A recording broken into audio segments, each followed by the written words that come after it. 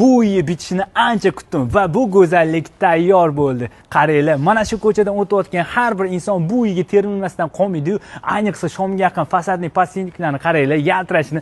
Menga bu uydek bitta xona yoqdi. O'sha xonani sizlar ham ko'ringlar, albatta sizlarga ham yoqadi. Qani bismillah deb bu go'zallikka kirar ekanmiz. Kirishimiz bilan bemalol parkovka qismida ikkita mashina sig'adi. Bu esa uyimizdagi asosiy kirish qismi. Videoni oxirigacha ko'rsanglar ko'rsataman. Ana endi kelinglar. Mana shu rakursdan bitta o'zingizlar xolis baho beringlar. Yo'qsa like-ga ayaming maksimum bosib beramiz. Qaranglar, basseyn, jakuzi, ziloniy zona, hojona, hojotaga chiroyli rayhon atirgullarni ekib berib, mana shu tapchan qo'yib o'tirishga nima etsa, uyimizning fasadini qaranglar, ko'z ko'rganda quvontiradigan. Bu yerda yozgi oshxona, to'g'ridan-to'g'ri oshxonaga ham kirib ketsak bo'ladi. Ana endi tayyormisizlar? Yaxshilab joylashib olgan bo'lsanglar, birgalashib bu go'zallikga ichiga sayohat qilamiz.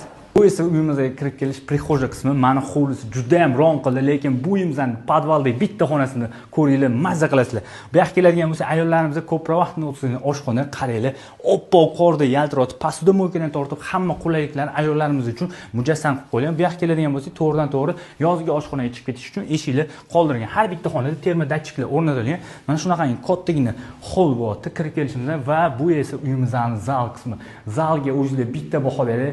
Ayniqsa Yagalarni qaranglar, o'z ishini haqiqiy professional ustasi bu uy qurganligi shundoqqina ishligida namoyon. Ana endi keyingi xonaga o'tadigan bo'lsak, bu yoqqa keladigan bo'lsak, birinchi etajimiz uchun ajratilgan sanuzel va shuni yonginasida birinchi etajimizning spalnisi bor. Eshiklari ham yaxshiligi shundoqqina bilinyapti. Nima brend ekan?